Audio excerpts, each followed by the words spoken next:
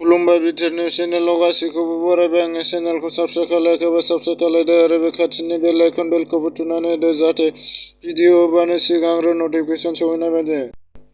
MCLA Rajib ब्रह्मनि दैदेननायाव मैया राजिब ब्रह्मनि न'आव फैनानै 155 निबो बांसिन सुबुंफोरा बिजेपि दोलोआव हाबफैदों। क'क्राझार जिल्लानि सिङाव थानाय सेरफांगुरि बाथौ थानसालियाव मोन 13 आनसलिकफोरखौ लानानै माइनाव आफाद आरो दुलाराय गुदि बाथौ लाइमोन आफादनि सावराय जथुम हाबाफारि खुंफुंजादों।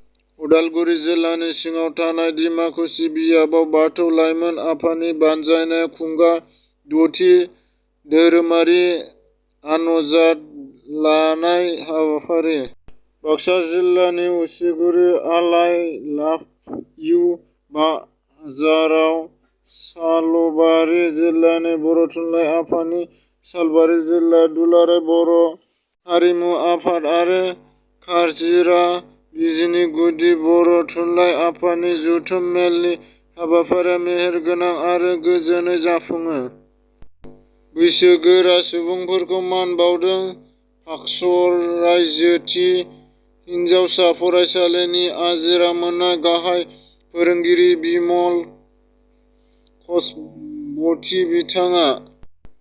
तामुलपुर दख'रा दुलाराय बर' फरायसा आफादनि सनाथि मायथाइ फालिथाइ आरो 34थि थान्दै जर'खाजों लोब्बा लाखिनानै मेहेरगोनां दिन्थिगासे थुनफावथाइ बादायलायनाय हाबाफारि लानाय जादों।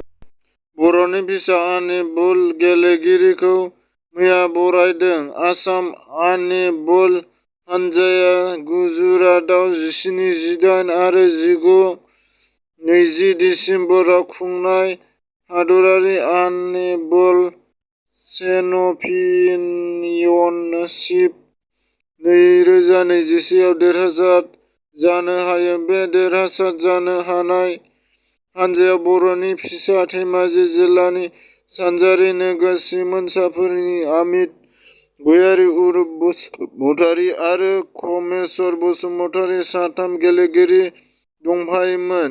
बिथांमोनखौ मैया सिमोनसाफुरि रेलवे स्टेशनाव सिमोन दख'रा दुलाराय बर' फरायसा आफाद सानजा सानजारि नोगोर आरो सोनाब सानजारि नोगोर दख'रा खौसेथि बर' सुबुं आफादआ जथायै बरायदों।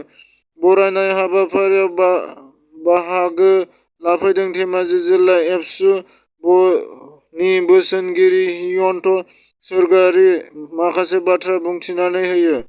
बिखि जुगिलि वार्ड रिसर्टआव बारग' एमएलए गणेश चन्द्र कुमार मुसाहारि बिथाङा दावबायफैदों लोगोसे बिटिआरआव स्पर्टसखौ जौगाहोनांगौनि बाथ्रा फोरमायो।